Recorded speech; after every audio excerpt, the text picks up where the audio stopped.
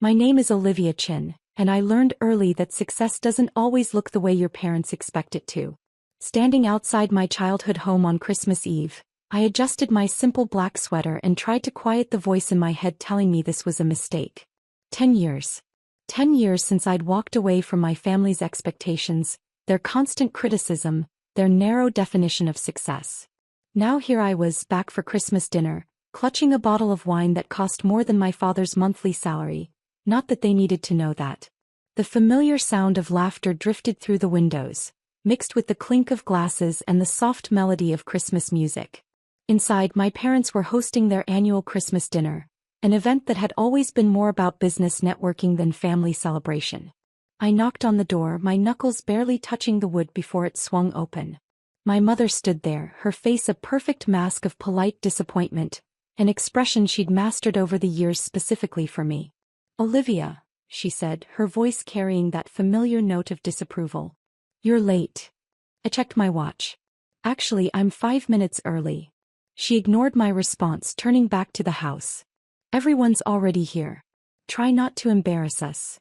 The living room was exactly as I remembered, tastefully decorated in my mother's preferred neutral tones, with a Christmas tree that looked more like a department store display than a family celebration. The room was filled with familiar faces. Local business owners, my father's colleagues, and of course my successful older brother Michael, who was deep in conversation with someone I didn't recognize. My father spotted me from across the room, his expression darkening slightly. He excused himself from his conversation and made his way over, martini in hand. "So," he said, not bothering with a greeting, "still doing that little online business thing?" I took a slow breath. "It's a digital consulting firm, Dad. And yes, it's going well." He scoffed, taking a sip of his drink. "When are you going to get a real job? Your brother's just been made partner at his firm. He's handling accounts worth millions.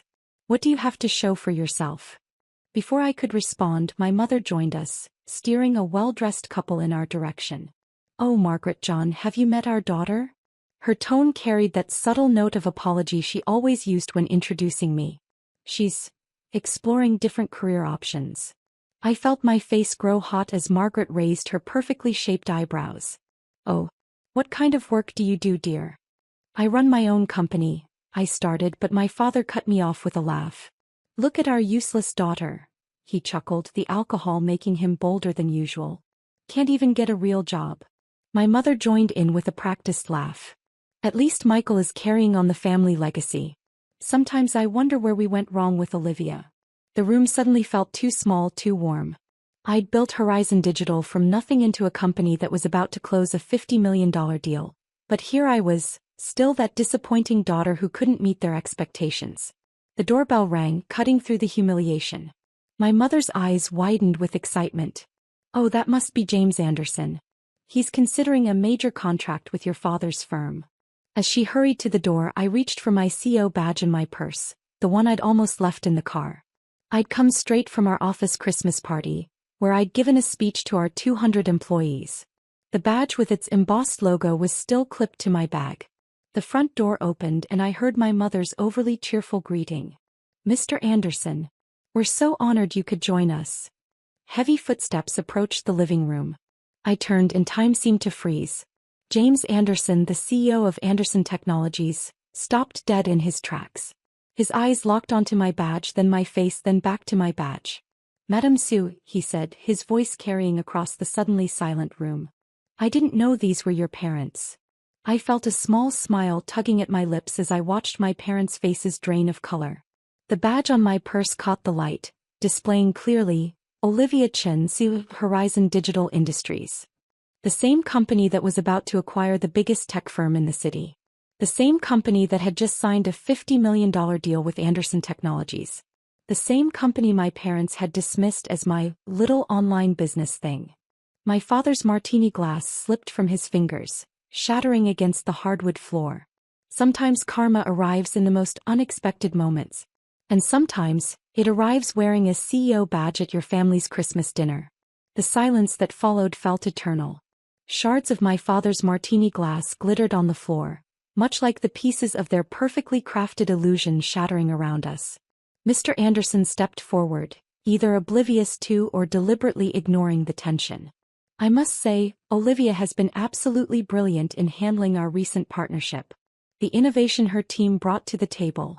He turned to my parents, beaming. You must be incredibly proud.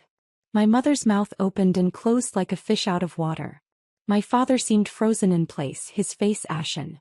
Michael, my ever-successful brother, had suddenly found great interest in his shoes.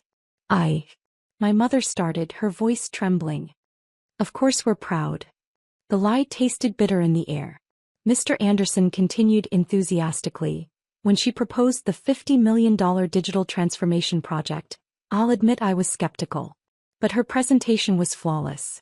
Speaking of which, he turned to me. I heard rumors about your upcoming acquisition of TechCore Systems. Quite ambitious. I could practically hear my father's neck snap as his head whipped toward me.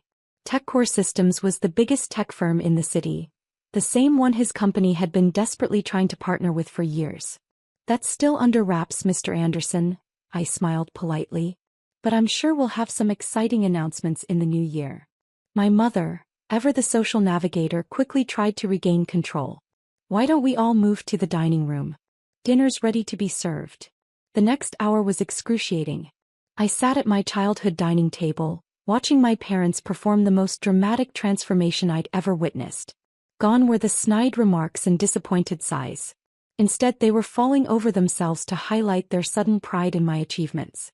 Olivia has always been so independent, my mother gushed, conveniently forgetting her earlier comments. Takes after me, really, my father added, as if he hadn't spent years telling me I was wasting my potential. I caught Michael shooting me nervous glances throughout dinner. He'd always been the golden child, the one who followed our parents' carefully planned path. Now he was realizing that path might not have been the only route to success. As dessert was being served, my phone buzzed. I glanced at the screen and had to suppress a smile. It was an email confirming that Horizon Digital had just closed another major deal, this one worth $75 million. Important business? Mr. Anderson asked, noticing my expression. You could say that, I replied, tucking my phone away. Your end is always busy. Oh, speaking of business, Mr. Anderson turned to my father. About that contract we were discussing. My father straightened up eagerly. This was what he'd been waiting for, the reason he'd invited Mr. Anderson to Christmas dinner. I think we'll be going in a different direction, Mr. Anderson said smoothly. After seeing the innovative work Horizon Digital is doing, we're planning to modernize all our systems. In fact, Olivia, I'd love to discuss expanding our current contract. The sound of my father's dreams crashing was almost audible. Later, as guests began to leave, I found myself alone in the kitchen with my mother. She was loading the dishwasher, her movements jerky and tense. Why didn't you tell us? She finally asked, not looking at me. Would it have mattered? I countered. When I started Horizon Digital, you told everyone I was between jobs. When I landed my first major client, you said I was still finding myself. At what point would you have actually listened? She turned to face me, and for the first time I saw something new in her eyes, fear. Fear that she'd been wrong all along. Fear that she'd backed the wrong child. Fear that all her carefully laid plans and social maneuvering had been for nothing. We just wanted what was best for you, she whispered. No, I replied firmly. You wanted what looked best to others. I grabbed my purse from the counter, the CEO badge catching the light once more. I should go. I have an early meeting tomorrow. With TechCore. My father's voice came from the doorway. He looked older somehow, deflated. Among others. I moved past him but stopped at the threshold. You know what's ironic? All I ever wanted was for you to believe in me. Now that everyone else does, it doesn't matter if you do or not. The drive home was quiet, but my phone kept buzzing with notifications. First came a text from Michael. I had no idea. Can we talk? Then an email from my mother. Darling, I know we've made mistakes. Please give us a chance to make it right. Finally, a message from my father. I was wrong. I'm sorry. I pulled into my garage, the same one they'd mocked me for buying in an unfashionable neighborhood. Now it housed my Mercedes alongside my first car, the beaten-up Honda I'd lived in for 3 months while bootstrapping my company. Inside my home office, I opened my laptop and clicked on a folder labeled Remember Why. Inside was a collection of emails, text messages, and photos, years of dismissive comments, missed celebrations, and thinly veiled insults from my family. I added a new entry. Look at our useless daughter. Can't even get a real job. Below it, I added today's date and a note. The day they finally saw me. My phone buzzed again, another message from my father. About the TechCore acquisition. Maybe we could discuss a potential partnership? I closed the folder without replying. Tomorrow, I would announce Horizon Digital's acquisition of TechCore Systems. Tomorrow, I would sign contracts worth more than my father's company's entire annual revenue. Tomorrow, I would continue building something that was entirely mine. But tonight, I sat in my quiet office looking at my reflection in the window. The useless daughter who had built an empire. The disappointment who had become a CEO. The failure who had succeeded on her own terms. I thought about the badge that had caused such chaos. It wasn't just a piece of plastic with my name and title. It was proof that success doesn't always look the way others expect it to. Sometimes it looks like a daughter who stopped trying to meet her parents' expectations and exceeded them anyway. My assistant's voice came through the intercom. Ms. Grant, your 8 a.m. tomorrow is confirmed. The TechCore board is ready to sign. Thank you, Sarah, I replied, then added, send flowers to my parents' house tomorrow. The card should read, thank you for teaching me that the best revenge is massive success. I closed my laptop and walked to the window, looking out at the city skyline. Somewhere out there, my parents were probably still sitting in their kitchen, realizing that their useless daughter now held the key to their business future. Sometimes the best Christmas gifts aren't the ones wrapped under the tree. Sometimes they're moments of clarity that no amount of money can buy. And sometimes, they're the priceless expression on your parents' faces when they realize their biggest mistake was underestimating their own daughter. Tomorrow would bring new challenges, new acquisitions, new opportunities. But tonight I had given myself the best gift of all. I had finally stopped seeking their approval and shown them why I never needed it in the first place.